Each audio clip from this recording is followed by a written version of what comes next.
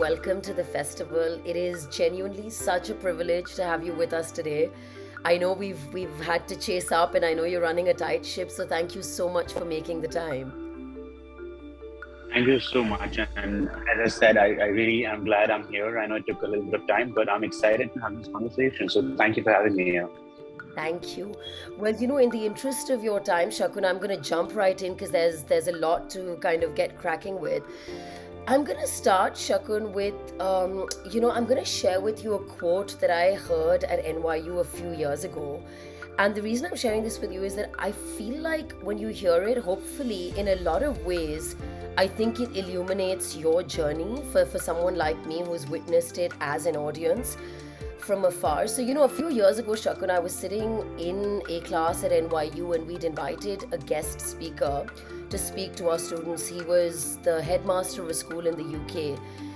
And he was talking to the students about mindfulness and kind of how important the present is, something that, a lot of us don't latch onto enough. And he shared a quote by Sir Henry David Thoreau. Now, it was a rehashed version of Henry David's quote, but it left an impact on me. And then when I thought about your journey, I was like, I think the quote really invokes your journey in a sense. And it went something like, most men and women lead lives of quiet desperation and go to the grave with the song still in them. And he said, take 5 minutes and scribble your song on a piece of paper and share it with the person sitting next to you.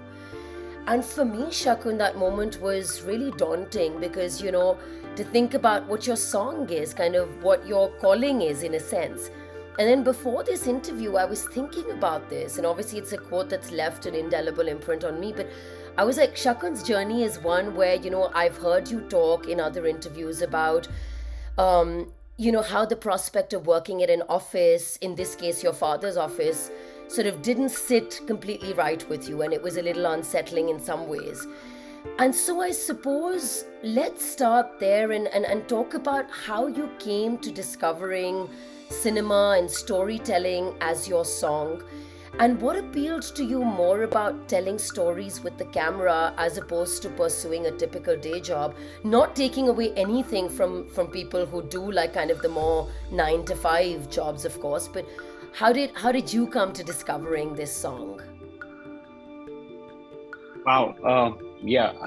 That's a very heavy quote. And, I think I'm very fortunate to be doing what I do and having found this at an early age where I could switch things. I hadn't really started my work life at that point. So yes, I stumbled upon it. In my college, people went to photography. There was a film appreciation kind of part-time course that I took. And just like, once I started, and my uncle had a camera, like a still camera, and once I started using that, it just really connected. It's tough as an 18-year-old to like explain why it connects, what you're trying to do with it. But I knew that I felt at peace taking it out, getting images, trying to find what that image could communicate. And all these things are better to communicate now, but at that point I was just trying to take images that felt like they meant something. They meant there was a moment that I was trying to capture in a very specific place and specific time, and I wanted to reflect that. And slowly, once I started seeing filmmakers, and once I got exposed to filmmakers who did the same with a movie camera and with storytelling and with trying to express what they've been feeling, it felt like, honestly, it felt like the right place to run away to from my dad's business. I remember watching Amores Feroz in one of my film appreciation classes. Yeah. And it just felt so different than everything that I'd been seeing. And I just felt like, even if I could just be a cameraman and just be on a movie set, or if even I could be just a documentary filmmaker with a camera, I think I'd be much more happier doing that than being in my dad's office. Because my dad's office was just like, manufacturing unit with like a lot of uncles just coming in, and no disrespect, they did amazing stuff for us by kind of running those businesses, but I just didn't feel I could be happy there, So it just, and then once I went to film school, I have to tell you, once I went to film school and I started watching movies, it was like knowing that this was my drug, like this is going to be hard to get over. And no matter where, I mean, now it's easy for me to say, but even then, people talk a lot about struggle and starting out in this industry. All my relatives were, very, very cautious about like me stepping here. But then I realized that even when I was, so to say, starting out, and the salary and the fee wasn't very high, I was much happier than I would have been in the office, right? So I had already kind of had a small victory in that way. So honestly, beyond a point, I just knew this was it, and I had to, and I knew I could. I was hardworking enough to know that I could have a career here, and I just did not know at what level of, so to say, mainstream success would that be at. But I knew this is where I belonged, and I'll find my way one way or the other. Yeah. And then, obviously, as I said, it's a lot of luck and timing, and I guess good fortune that things fell into place. I have a career, and I honestly sometimes, even now, I was shooting a few days ago. I just can't believe that.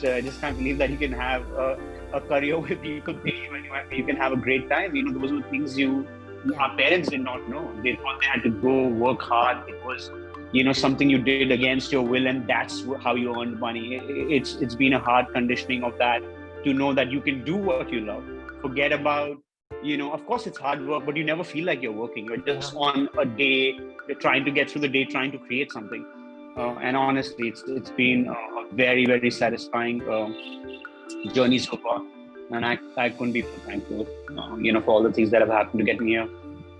Yeah, and Shakun, I have to say again, we look at these things from afar, but that really permeates in the stuff you do. I think everything that I watched that you've done so far, you can just tell. And I watched like the Gehraiyaan interviews, like I watched so many of them, and you could just tell that all of you, of course, there was so much work going in there, but it was also something that was deeply rewarding, right? And I think that's why the quote fits so well, because exactly to your point, it's something which you're enjoying, which of course a large part of you is going into, but a lot of us spend life kind of sleepwalking and not really, or for other reasons, not having the opportunity to do that. And whilst of course you're right in saying it's luck, but so much of it is also you to have said, well, you know what, I am gonna try this kind of not less trodden road, but in a sense something that could be riskier, or is at least seen as riskier in our part of the world, right? Yeah, I think you stop feeling the risk of it when you're enjoying it so much. As I said, you've already kind of had a small victory because you're doing what you like. And I think that in itself is starting off, knowing that this is a place you're going to enjoy. And once you start feeling that, I think it's an enjoyable risk, so to say. It's a risk you enjoy taking. It's something, and it doesn't feel like risk. Risk feels like a very heavy word. It feels like it's going to be a do or die. I mean, it's tough for me to see it like that anymore. I think things have worked out. But as I said, I was happy, and I really wasn't thinking much. And I think that was good. It's good sometimes to just go with your feeling, go with what your gut is saying, and you hope to then just go with the flow. So things have been good. Yeah, 100%. Well, Shakun, kind of allied to that, I suppose this is a great segue into the next thing I want to talk about, which is that whenever, and I think I must be one of many thinking this, but when we consume your work and your material and your stories, something that's always struck me, be that in your filmmaking or even in conversations that you have around promotion time and interviews and things like that, there seems to be a degree of comfort in your skin. And I say that as, an audience member at this point. And the reason why I say that is that, yes, the results, the numbers of anything you produce matter. How it gets received matters. I don't think it's true to say none of that matters. But yet, when we watch your stuff, it's apparent that it's not solely driven by a chase for something masala. Again, nothing wrong with that. That's a particular kind of genre, that's a particular kind of treatment. But it seems like you've kind of transcended those chains of the cookie cutter and of pure commerce, you know. And if anything, I think on the contrary, you're stripping open a lot of those boxes. So I think Gehraiyaan is a really good example of a film that is not pandering to a particular kind of palette, or that is not playing to a gallery. And I say that because it's deeply layered, it's very nuanced, and you've got mainstream actors actually helming those parts where Deepika's role, for example, one of many in the film, but you realize the backstory is almost as important as what's going on in the present because it feeds into the present so much. And so there are no shortcuts in that sense. The other thing, Shakun, that I've realized watching, well, the other stuff too, but right now I'm just talking about Gehraiyaan, is the fact that, and I appreciate this a lot, that you're not drip feeding your audience. I don't think you're trivializing the intelligence of the audience. So there are things that are going to be left to people's imaginations, to their interpretations, and not everyone needs to come to the exact same consensus about the story you're putting out. You know, Arundhati Roy put it really beautifully about the novels and the books she writes, and she said, for me, writing the book is like inviting someone for a walk, or like, you know, you might think of it as like an invitation to dance. So it's not about you completely telling people, hey, this is what this film is meant to be consumed like. In an industry, Shakun, where this is genuinely not the norm necessarily, or let's say where this is the exception rather than the rule, how have you arrived at this sensibility and this kind of comfort in your skin? It's very, very inspiring. That's where I'm coming from. Thank you so much. It's very kind of you to say that. Again, it's not something that you sit down and you tell yourself, this is what I'm going to do. You just kind of ask yourself what means, what does it mean to you? Like, if you're going to do this, if you're going to make movies, if you're going to, put a year of your work into it. I think movies, you are lucky as a director and a writer if you can realize the power of a film or a storytelling to transform you as a director and a writer, and then somebody else, right? So I think the first thing you're trying to do is do something that will change you, that will take you on a journey where you would feel like you explored something new. You will feel like you understood yourself a little bit better.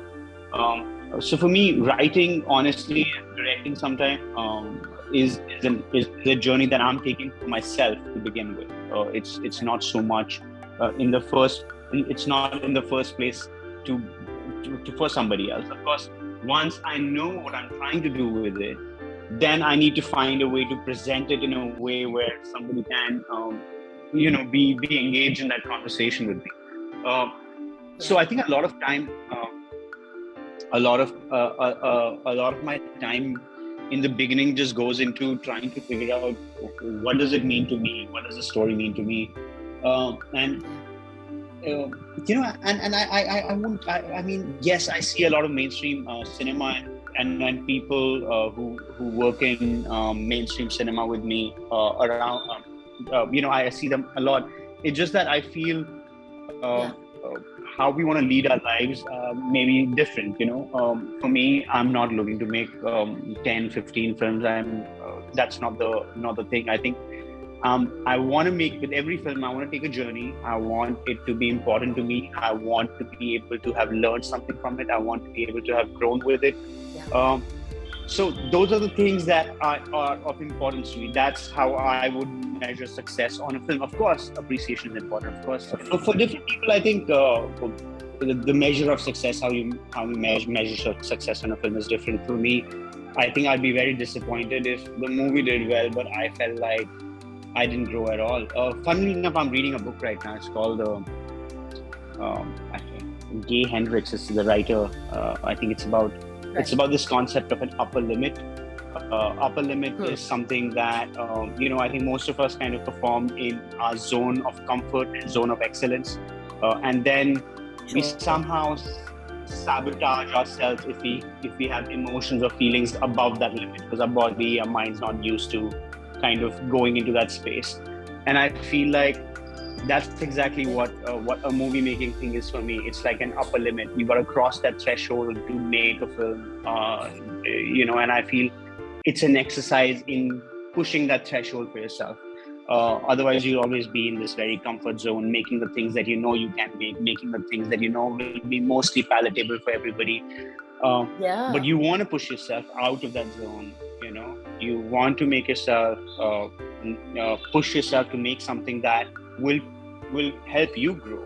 So I think that's number one priority for me, and everything else kind of follows from there. Not that I don't enjoy validation or appreciation. I think somebody said it the other day. It's like, first you want to find the story, then you want to tell the story, and then you want somebody to engage and appreciate the story. And I think those are the three steps. But the first step is always you want to find the story. You never start with the third step. You never start with, oh, I want people to engage and I want them to enjoy this. That's just like a wrong way in. You want to find the story, then find a way to tell the story, and then comes the appreciation and validation. So I like to go in that order, and hope that if you do the first step right, you'll arrive at the third step too.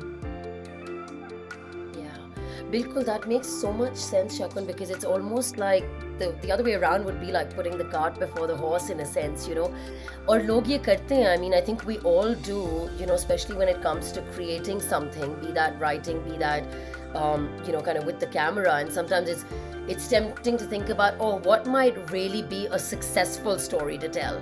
And I think it's really important that you're kind of talking about these three steps and in the order that they're in, because the other way around is a bit of a mashup. Yeah, and I've been there. I've tried going the other route a couple of times, and you get so lost. Because like you're not listening to yourself. You have created this projection of the audience that you think is right, and then you're trying to hear that projection talk back to you. I mean, yeah, it sounds all crazy, but it is weird, It's like you've created this fake sense of idea of what the public wants, and sometimes it works, sometimes it doesn't. Honestly, I feel like if I can arrive at what I want to say, and if I can succeed at doing that, the satisfaction you get with that. In fact, right now, what I'm really struggling with is I feel it's been a bit of a break, especially with COVID and everything. I am dying to create something again really quick, so even if it's a shorter format thing, I do want to go out and create something. And I feel like I've got that itch right now, and I'm looking forward to doing something that will just get me back to creating something. I think creating has so much joy in it already, if you can just go for that, Absolutely. And I know it sounds a bit cheesy, but in some ways, again, no one's taking away the validation part, but people often don't realize that in many ways the process is part of the prize, and I'm not saying it all ends there and that's the culmination of it, but I think your journey really speaks to the fact that you enjoy that process too. But I do have to say, Shakun, listening to you personally as well, it's so lovely that you've been honest about this, because God knows many of us producing different kinds of things need to hear that, and need to hear that there have been successful filmmakers like yourself who have maybe, kind of thought about the projection of the audience thing. I mean, it's something that is, I think so many of us fumble with, and just hearing you right now, personally, I feel like very, very inspired, but also very reassured that's not the right way to have done it, but there are, many people do try that first, and then you realize, there is a better way of doing this. Yeah, and I honestly, I feel like as I grow older and my career gets, hopefully I sustain in my career, I think I've realized that you can have a very comfortable life doing what you want to do. So then why do you want to go do things that are not you? You can have all the comforts, some luxuries, you can have great people, great collaborators, and you can still hold on to your voice. In fact, I think part of the thing that I want to do as I get older, as I have more newcomers work with me, is help nurture that part of them, which is like, hold on to your voice, find your voice. I feel a lot of people in this city, in the country, lose their voice even before they find it, because I think the noise is so loud on Instagram, on promotions. The noise is that you gotta succeed, the hustle culture, which it is just like, oof, none of us need that at this point in our life. It just takes a toll on you. And there's so many things, even within storytelling, there are so many other ways to make sure that you have a comfortable, like I do advertising in between films, and I thoroughly enjoy advertising. It's a whole difference. It's like playing 2020, and feature film is like playing test cricket. It's like it gets over in before you know it, and features take forever. But as I said, if you're focused on your skill set, craft, if you know how to obviously engage people and work with people, you can have a career regardless. I really do believe that. It is a hard place, but it's also a place where if you have a voice, if you have something new, the industry is very quick to find you and hold you, and pay you for that. So I would always take that route. I would always tell people to take that route, because I know that's what's worked for me. And I know friends and others for who the other mainstream route has worked better, but I can tell you this worked for me, and I think it should work for you if you are into it. Yeah, I love that. Absolutely. Shakun, tell me, when with the experience of Kapoor and Sons and Gehraiyaan, I mean, again, this is a difficult, comparison, I suppose, but was the experience significantly different, or do you feel like when you're telling a story, and it doesn't really matter what the story is? Was the experience different? And specifically, talk to me a little bit about casting. How does one realize somebody's fit for a particular part? That someone will work for that. I think with Kapoor and Sons, and I was recently rewatching it, and I realized that someone like Fawad Khan in the role that he was in, and I listening to interviews previously, I realized that he wasn't the first choice for that role, but he fit it like a glove. So I think watching it, one would never realize he wasn't, not that that even matters in hindsight. Yeah. But talk to me a little bit about both of these experiences and casting. And I know Fawad's fans across the world will want to hear this, but the experience of working with him as well. First of all, I miss him dearly, and I really miss working with him. He's one of the finest people I've worked with. Regardless, I'm not just saying as an actor, just as a human being, he's just absolutely terrific. And I think I was fortunate that I found him. And secondly, I think the entire credit goes to him. He made the part entirely his own. There was, once he played the role, it was hard for even me to figure out how else could this film have worked, because I think he just, just somehow just Yeah. owned it so well. And yeah, as I said, I'm just working with him. I wish we can get back to some kind of collaboration again, and I had the best time working with him. As far as experiences and the difference of experiences between the two films, of course, they were very different. One was shot during COVID, one was shot in Kannur in this beautiful valley. But I Oh, so also was realized what Gehraiyaan happens shot during COVID? I didn't realize that. Mhm. Yeah, it was, and Oh, we were in Goa, in a bubble. But yeah. I also at some point realized, and maybe a little later, I realized that because you've had Hmm. one great experience, you don't try to retrofit the other experience to that first experience. I think as you go along, and even Gehraiyaan has been such an amazing journey. We made so many new friends, and such amazing people have come together Yeah. to work on it. I am actually now just honestly, it takes a little courage, because you're stepping into the unknown, but I want different experiences to be different, and in every experience, every film you make, there are some great things and there are some very hard things, and you just Yeah. hope that you're strong enough when the hard things hit you, that you can take them, and you are open enough when the goodness and all the beautiful things happen, that you can receive them and be happy about them. For me, Yeah. Kapoor and Sons will always be about all of us together in canoe, taking walks in the morning. Sometimes we drive out in the night, eating meals together. It was like a little family, and I think Gehraiyaan became kind of similar in Goa. We would walk out on the beach, we would jump into the sea. There's such beautiful moments. As I said, I mean, that's what I'm saying. That's what I said right in the beginning. You have. I mean, I feel like we're so lucky that we make films. There's no one office you if you write a film in a beautiful place, you're in a beautiful place making with people you like. Um, and we are fortunate enough that we have budgets to hire really good collaborators and people who kind of really bring their best. So yeah, the Yeah. experiences were very different, as I said, just purely because of timing. Um, but all films, I mean, all films come with a lot of stress, but also a lot of amazing things that come along with it. And so far, things have been great. Yeah. It gets very exhausting.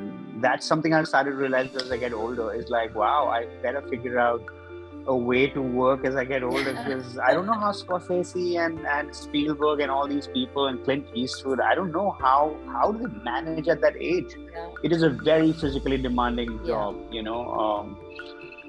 yesterday I was shooting, and last time when I got home, I felt kind of really exhausted. It took me, honestly, past midnight, it took me an hour and a half to just unwind and just relax my mind a little bit so I could go to sleep. But Yeah. those kind of days, I hope, thankfully, are not that often. But when they happen, you really question, how are you going to sustain yourself? But let's see. I'm looking forward to it too. Yeah, yeah, yeah. And Shakun, you spoke briefly about the writing process. It's something I'm very curious about, I suppose, because it is something that can be solitary. I believe that you do write alongside someone else. I know you've mentioned that previously, but it's a solitary act. I know that myself for any kind of writing, but also it's something that can make or break a film, right? Like, I think sometimes the value of writing can almost be underrated. And I suppose I want to ask you a fairly basic question, which is, what is the writing process practically like for you? Like, do you have a particular time of day, a particular place? Like, how does this happen? Yeah, once I start writing, I definitely try to stick to a routine, at least for a month and a half, 2 months, before I take a little break and then come back to the routine again. As Billy Wilder, one of my all-time favorite filmmakers, once said, you need a co-writer in the room to just stop you from jumping out of the window. And I really believe in that. It happens so often that Yeah.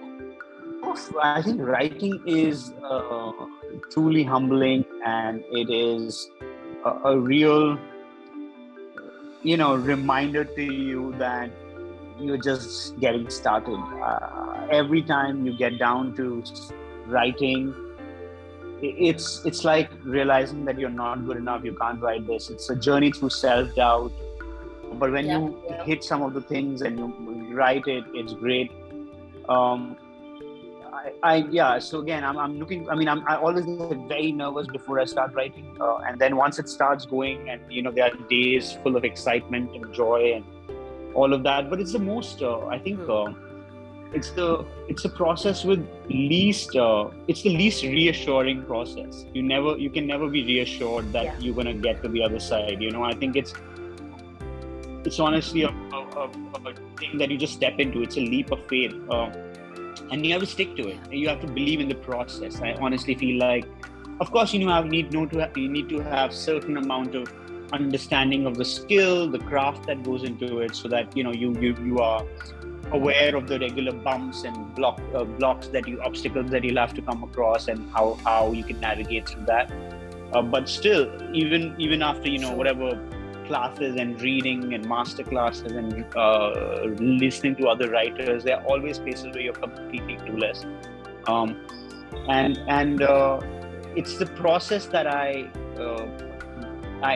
get most intimidated by. But you're absolutely right when you say that it's the process that's most crucial and important, and you just keep praying every day that you are being objective enough, and you have good people around you to give feedback and notes, so that you can get it to a point where it starts to make sense.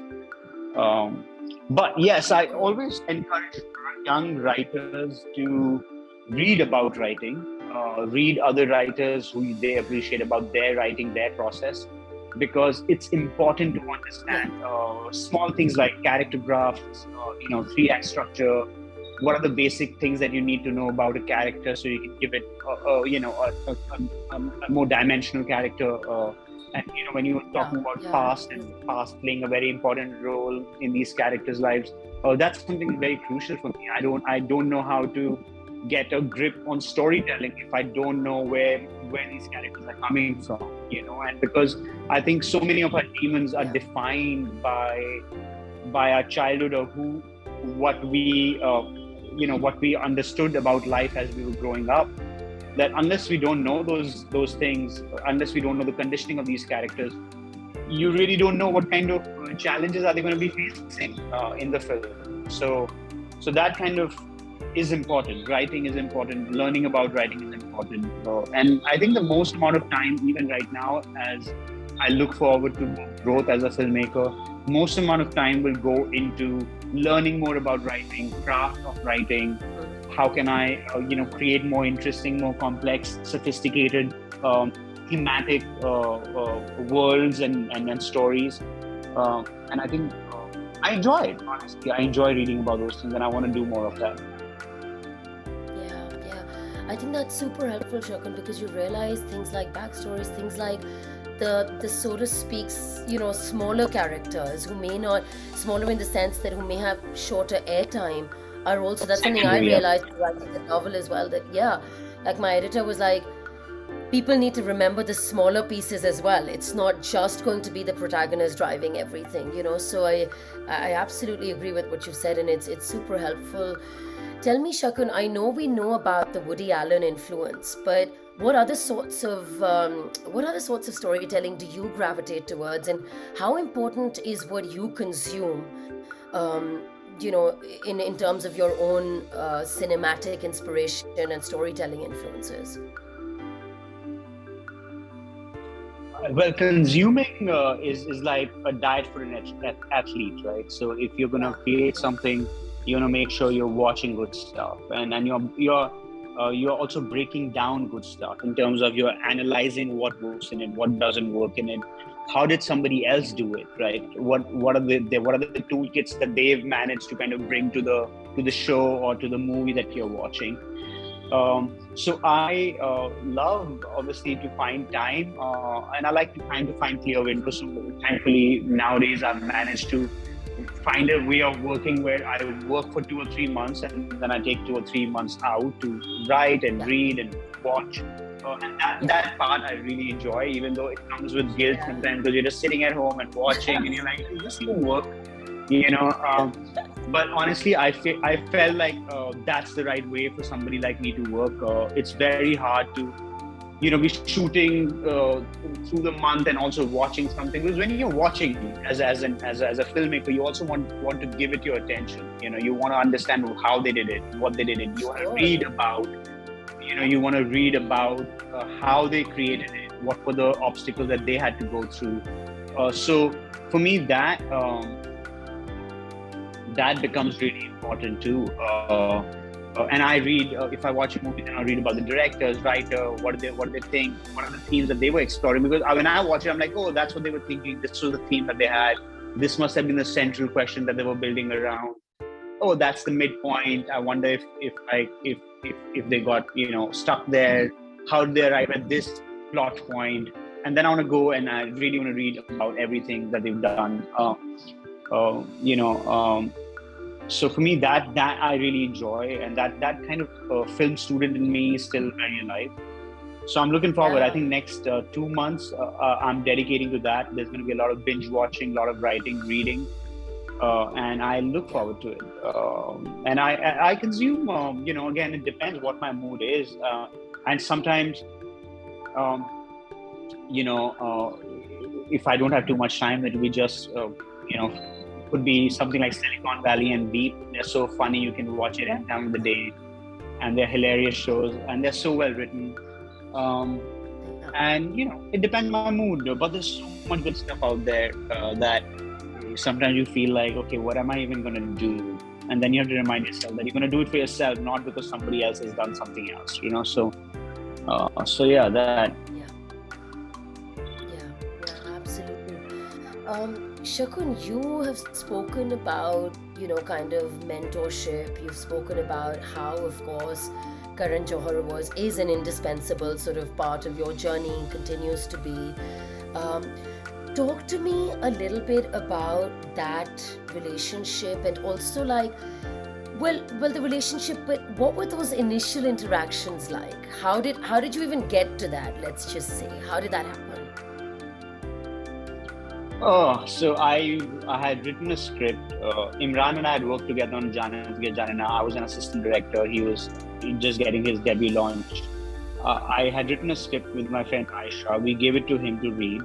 He enjoyed it, and then he bumped into Karan at a party and said, "I have a friend who's written a script that I thought was good, and would you like to read it?" Karan was looking to, add more directors, newcomers to his roster, and then he called me within a week, and he did try. He obviously took time to suss me out and see if I was ready to direct. That took another 6, 7, 8 months, and then honestly, to know that somebody gave you so much money for your first film to go find direct with A-list people and collaborators, that's the kind of stuff that I feel so grateful for. And Karan is one of the few I think mentors in the industry who wants to see you do well, and he wants to invest his time in your growth, and he is open to kind of for you to find how you want to work. And I think I was so lucky that I had such a non-interfering mentor who was just like, okay, what do you want to do next? Okay, I don't like this, or I like this. Why don't you try it like this? Or and then that's it. And then once he's read the script and he approves of it, he he just lets you go with it, because honestly, he's doing so many other things. He doesn't have the bandwidth to kind of Yeah. constantly look over your shoulder, but he gives you a lot of trust, and he's a generous producer, and that way you then feel responsible. Somebody's giving you all the resources that you need to make a film. You feel highly responsible to kind of make sure you can deliver. Yeah, that And sounds I like a also dreamlike on story. Yeah, honestly, I really hope for everybody, and that's exactly why I would like to do the same for younger people that I work with. Yeah. I truly hope that everyone can find a good mentor. It changes so many things about who you become, what kind of director you become. Yeah. Because you need the support, you need the encouragement. You need somebody to know that somebody's got your back. And absolutely, Sure. I think I'm at that point in my career where I want to make sure I could do that for somebody else in my own small ways. And I have really talented young kids around me now, and I'm looking forward to see, how they manage to grow, because they're very talented people around. Yeah, yeah, yeah. Well, I think that's so important. And Shakun, that brings me to really, as we're coming towards the end, I hate these sort of, I'm not a big fan of questions about soliciting large pieces of advice, or, it can just sound quite elusive and abstract. But, given I do work at NYU, and we have an entire department that is dedicated, NYU has a campus in the UAE, which is where I work. And we've got an entire Oh, nice. department in a major that is dedicated to filmmaking. And I suppose I do want to ask you towards the end that, um, I hope that someday you can actually speak to those students, and we can have you there, because I think that'll be hugely illuminating for them, but also it'll be rewarding for you, because I can sense you're obviously someone who wants to pay it forward. But Shakun, for someone who's not either, like, let's say, people who are in film school, but also just other people who want to tell a story, who may not have as expansive a budget, or who at this point may not have access to the system, the connections, the mentorship, is there anything at all that one might say to them to kind of to help them get started, to say, there's a lot of times such people would be thinking, हमने ये कहानी बतानी है, but there is going to be some stumbling block, or just kind of these limiting beliefs in our heads that would say, well, no, I don't have what maybe someone else has. Retrospectively, at this stage, is there something one might say? Unfortunately, you're right about the fear that a lot of people feel, because they don't know how to go about it. Even if they wrote it, how would they move forward with it? So I think first thing first, you have to ask yourself, बिल्कुल. are you writing for yourself, or do you want to write professionally? if you want to write professionally, the game changes obviously drastically. It's not no more about you writing in your free time. I would always recommend, when you're just starting out, have one more kind of venue for your livelihood. Just make sure that you can pay your bills. You hear the greatest of writers like Aaron Sorkin, who would wait at a bar and be writing on napkins. And I was an assistant director, and I would plan in a way where even then I would work for 3 or 4 months, do a lot of work, and then take 2 months off to go and write. And make sure, I think a lot of people jump into writing just with an idea, and in those couple of weeks, month, you feel that idea is the greatest ideas you've had, and you just jump into it, and 3 months down the line, it's a complete chaos. You don't know how to take it forward or how to finish it. Read about writing. It's a craft, it's a skill set. You can't just wake up and become a carpenter. You can't just wake up because you went and played cricket in with your friends. You don't become a cricketer. I think if you're gonna be a professional, if you want to be a professional, you have to get very, very serious about writing. And when I say serious, read books, read the craft, read everything about structure, character development. There are multiple books I would recommend. One called Story by Robert McKee, one called Story Genius by Lisa Cron, Save the Cat for Beat Sheet and the process you can have before you jump into writing. But I think 3 or 4 different books. Make sure you've read it. I think a lot of people get excited with the idea of filmmaking and writing, but they don't love the process. And all I want to say is, process is everything. If you don't love the process, then you should reconsider if this is for you, because there is no way that you can have a sustainable career if you don't enjoy the process. A lot of people love to be on a movie set. The idea of that you can have a camera and you can move it around, but very few people understand how many months of prep does it take. How much time does it take to really set up a project, and you have to enjoy that too. If you're going to be setting up a project for 6 months, and sometimes Kapoor and Sons, because that's the one you mentioned, it took us more than a year to set up. You have to know that you're going to go through these things, so you have to be ready with plan Bs and all of that. There's a structure to how you go about those things. So I would say get comfortable with the structure, get comfortable with the process, and then dive in, because then you taught yourself. And there's so many ways to learn writing today, just on YouTube and reading. Do that, and once you do that, and you connect with the process, and you still feel you have something that is exciting you, then go for it. Go all in. Once you put one good thing out there, and especially with Instagram, there's so many talents that I'm finding on Instagram. You really, I just found two kids from Indore who came down to intern with me for the last month. These 2 interns just sent me, 3-minute videos that they made, and they were so beautiful on their phones, on their little cameras. They made these gorgeous looking videos, and I was like, I can't wait for them to become professional filmmakers. So for me, 2 or 3 people that I'm working with, I can't wait to be a part of their journey, their growth, because I think it's going to be a very, very rewarding experience. And as you rightly said, I would be so privileged to come with young filmmakers and talented kids who just need to find, a word of encouragement, want to understand a few things. It's honestly, I think my life after 50 is going to be dedicated to that. I'm making films now. I love films, but I do look forward to, hoping to become, somewhat attached to how to get younger talent to get into the industry. I think that's going to be a very satisfying place to be at. Cool, Shakun, that's so heartening to hear, the Instagram thing, because people often have this sense in their minds of, if we reached out to someone like Shakun Batra, I doubt you'd hear back. And it's just so important to put that message into the world and say that I think a strong voice, a unique voice, some kind of talent really does at least some people in the industry have the openness to kind of nurture that, and I think that's beautiful what you've just shared.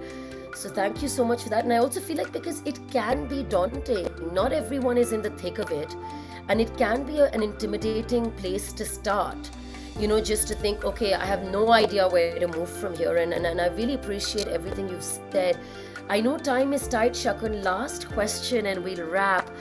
Is that, I know you get asked this a lot, but where from here? I know you're saying you're excited about kind of, the next story, the next film perhaps. But, what's next? Also, is OTT something that excites you? Is that something you want to explore? Where from here?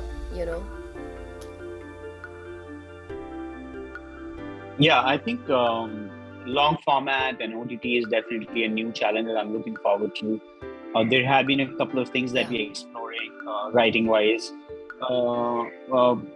and I am still. I mean, I do have a story that I'm exploring, but it's too at a very nascent stage for me to really talk about. So for me, I'm exploring it, and I hope I have something again relevant and meaningful to me at least, to be able to kind of communicate that in a story. And let's see. I mean, I'll know where I am with it in a few months, but keeping my fingers crossed. And because you work with such amazing new kids who are in at NYU and want to hopefully become filmmakers. The only thing I can say is, listen, you're already at a great spot. NYU was something that I wish I had ever gone to. You're already in such a lovely spot that really, if you take it seriously, if you take this career seriously, there's so many new avenues to kind of go explore. There's storytelling is not limited to just making a film. The way we are moving forward, it's going to be so much with the introduction of the metaverse. What kind of entertainment comes into that. Storytelling will always be a part of entertainment in some way or the other, and I think if you just make sure that you get your craft of storytelling in place, which is writing, how to tell a story, and it is a skill set, it is a craft. If you just kind of concentrate on that and get solid at that, you will find a job, you will find a profession, you will find some place to belong. I think people think in very narrow ways. Can I become a director? Can I become a movie writer? And sure, those things are not bad, but I think stay open. Just work on the craft, and one of the other things will just lead you to some kind of an interesting spot, which may be just even better than directing. Yeah. I think in your own case, Shakun, as you said that you had the script done, and Karan liked it. So I think that is a very important thing, an important takeaway for people to realize. If agar wo script hi nahi hoti to start with, there would be no conversation, because you put it so well to say a lot of people kind of look at it thinking, you want the glory of it at the end. You want to be there at the promotion. You want to be able to say, okay, I'm a director, this is the final product. And had that script not come to Karan, things might have looked vastly different. And I think that's an important takeaway for people to realize. Wo jitne bhi hafte, mahine, more than that, whatever went into the making of the script was sort of indispensable to your own trajectory. Yeah, there was this beautiful quote that since you started with a quote, maybe we bookend with a quote. There's a Sidney Lumet quote that people talk a lot about luck, but most people don't do the groundwork for it. And I think that's the thing, is like you can only get lucky if you've done the groundwork called luck. That means you've done all the prep, you have a script in your hand, you have an elevator pitch. If you meet somebody, you have all the things that you need to explain to them in the right way for their excitement to kind of get channelized to what you want to make. So those things are important too. Business is a very important part of filmmaking too. So you have to understand idea is not just enough. You have to know how to pitch that idea. And obviously that's a whole different conversation. How do you pitch an idea? How do you get somebody excited? How do you, kind of take something which is on the page and get enough people involved to put the money in and take it. So you have to know all those things, but it all begins with just doing the groundwork, which is have an idea, learn how to write it, and then write it. I think that's like the most basic stepping stone to all the great things ahead. So let's start with that. Yeah, no, that's beautiful, Shakun. I think that's beautiful and really, really valuable. It kind of takes me back to the three steps you spoke about earlier, also, and the order in which they should be done. But I could, as you know, keep going with this, Shakun, for a long, long time because it's so enjoyable to talk to you. But thank you so much for what's been a highly illuminating conversation, and for that, but also just for putting South Asia on the map for the right reasons. When I watch your material, and I genuinely mean this from the bottom of my heart, it makes me so proud just to say, all right, this is comparable to material that is coming out from any part of the world. This is storytelling at its absolute finest, texture and treatment. And just, I think we're all really grateful for that. And I hope this is one of many conversations, that we will be having on cinema and storytelling. Thank you so much. And it was an absolute pleasure, Saba. And I'm so glad we did it. And as I said,